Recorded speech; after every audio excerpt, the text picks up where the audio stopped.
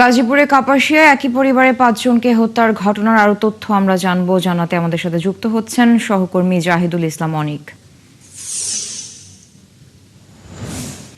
অনিক, আপনি তো এই বিষয়ে সব খবরাখবর রাখছেন, তো এই বিষয়ে এখন পর্যন্ত মামলা হয়েছে কিনা এবং পুলিশ সবশেষ আর কি তথ্য দিল সে বিষয়ে জানাবেন। পাশাপাশি প্রতিবেশী বা স্বজনদের সাথে আপনার কথা হয়েছে কিনা, যাকে ধারণা করা হচ্ছে পলাতক যে গাড়ি চালক স্বামী ফোরকান, তাকে সবশেষ কোথায় দেখা গিয়েছিল এ বিষয়ে প্রতিবেশী বা স্বজনরা কোনো ধারণা দিতে পেরেছেন কিনা?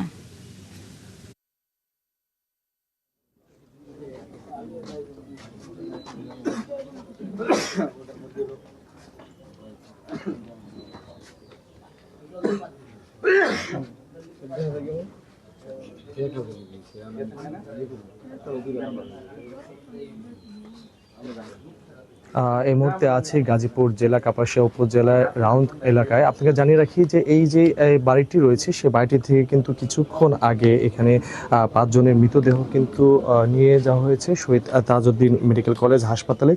আপনাকে জানিয়ে রাখি যে এখানে এই যে বাসাটি সেই বাসাটিতে কিন্তু গত ৪ মাস আগে ফোরকান নামে একজন প্রাইভেট চালক তিনি কিন্তু এখানে ভাড়া এসেছিলেন এবং গতকাল শুক্রবার গভীর রাতে এই হত্যাকাণ্ডের ঘটনাটি ঘটেছে বলে কিন্তু এমনটি আমরা জানতে পেরেছি। আপনাকে আরেকটি বিষয় জানিয়ে রাখি, আমরা কিছুক্ষণ আগে একটি চাঞ্চল্যকর তথ্য পেয়েছি, সেটি হলো এই যে ৫ জন যে লাশ, সেই লাশের ওপর কিন্তু কম্পিউটারে টাইপ করে অভিযোগ পাওয়া গিয়েছে ৫টি এবং সেই অভিযোগে আমরা কিন্তু দেখেছি সেখানে কাগজে মুদ্রিত ছিল স্ত্রী শারমিন খানম। স্বামীর যে উপার্জিত ১০ লাখ টাকা সেটি তিনি হাতিয়ে নিয়ে নাকি বাবার বাড়িতে জমি কিনেছেন, এমনটি কিন্তু আমরা সেখানে লেখা দেখেছি। এছাড়া তার খালাতো ভাই রাজুর সঙ্গে তার পরকীয়া জড়িয়ে পড়েছিলেন তিনি। তাছাড়া তার যে এই দাম্পত্য যে জীবন, সেই জীবনে তারপর থেকে কিন্তু কলহর সৃষ্টি হয় এবং ৫ই মে স্ত্রী শারমিন খানম ও তার যেই কথিত প্রেমিকা রাজু আহমেদ তিনি কিন্তু তার স্বামী ফোরকানকে বেধড়ক মারধর করেন, এমনটি কিন্তু সেই অভিযোগের কাগজে কিন্তু আমরা লেখা দেখতে পেয়েছি। কিন্তু একটি বিষয় যেটি, এই অভিযোগটি গাজীপুর জেলায় এই যে বাসাটি রয়েছে সেই বাসায় যে ৫ জনের লাশ, প্রতিটি লাশের উপরেই কিন্তু একটি করে অভিযোগের সেই কপি ছিল এবং সেটিতে কিন্তু গোপালগঞ্জ সদর থানা ভারপ্রাপ্ত কর্মকর্তা ওসি বরাবর কিন্তু লেখা ছিল, এরকম কিন্তু আমরা দেখেছি। পুলিশের সাথে এই অভিযোগের কপির বিষয়ে আমরা কথা বলেছি, তারা যেমনটি আমাকে জানিয়েছেন যে তারা এই অভিযোগের ব্যাপারে খবর নিচ্ছেন, এটি কি জমা দেওয়া হয়েছিল কিনা বা মৃত্যুর আগে সেটি কম্পিউটারে টাইপ করে সেটির উপর রাখা হচ্ছে কিনা, এটি কিন্তু তারা দেখছেন। আমরা কিন্তু দেখছি কিছুক্ষণ আগে গাজীপুর জেলা পুলিশ সুপার ঘটনাস্থলে এসেছেন এবং তিনি কিন্তু পরিদর্শন করছেন।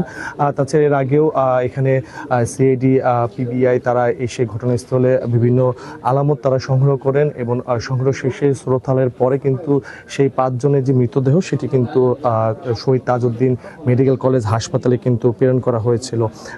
আপনাকে জানিয়ে রাখি যে এই যে বাড়িটি, সেই বাড়িটি কিন্তু একজন প্রবাসীর মনির হোসেন তার বাসায় এবং এই বাসায় কিন্তু ফোরকান ৪ মাস আগে ভাড়া নেন এবং তার স্ত্রী শারমিন এবং তার যে ৩ মেয়ে তারা কিন্তু এখানে বসবাস করতেন, এমনটি কিন্তু আমরা দেখেছি। স্থানীয়দের সাথে কথা বলেছি, তারা গতকাল রাতে ফোরকানকে কিন্তু দেখতে পেয়েছিল বাসায় প্রবেশ করতে এবং তারপরেই এই হত্যাকাণ্ডের ঘটনার পর কিন্তু তিনি পলাতক রয়েছেন।